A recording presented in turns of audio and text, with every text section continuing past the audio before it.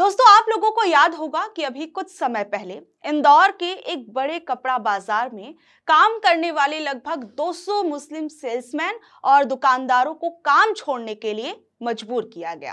और ये किसी सरकारी आदेश की वजह से नहीं, बल्कि बीजेपी विधायक के बेटे के कहने पर हुआ।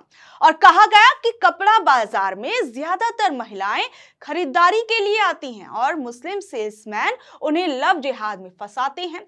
इसलिए महिलाओं की सेफ्टी के लिए मुस्लिम दुकानदारों को हटाना जरूरी है। कई दुकानदारों ने डर और दबाव में आकर अपने पुराने मुस्लिम कर्मचारियों को नौकरी से निकाल दिया। कई छोटे मुस्लिम व्यापारी अपनी दुकानें छोड़कर चले गए।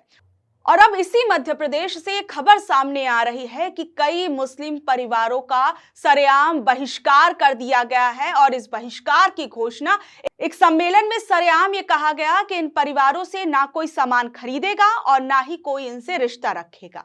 और हद तो तब हो गई जब बकायदा ढोल बजाकर पूरे गांव में मुनादी कराई गई कि इनका हुक्का पानी बंद कर दो। इसका सीधा असर इन गरीब परिवारों की रोजी रोटी पर पड़ा है। बरसों से स्कूल बस चलाने वाले आसिम को काम से हटा दिया गया और सादिक जैसे इलेक्ट्रीशियन पिछले एक हफ्ते से बेरोजगार बैठे हैं, क्योंकि उन्हें कोई काम नहीं दे रहा।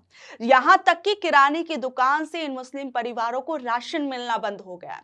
नाई भी उनके बाल तक नहीं काट रहे हैं। ये सिर्फ कुछ परिवारों की बात नहीं है, बल्कि ये सीधे सीधे किसी को भूखा मारने की साजिश है। और सवाल यह है कि आखिर प्रशासन इस नफरत को क्यों नहीं रोक रहा, और क्या अब किसी का नाम देखकर ही उसे जीने और मरने का हक दिया जाएगा?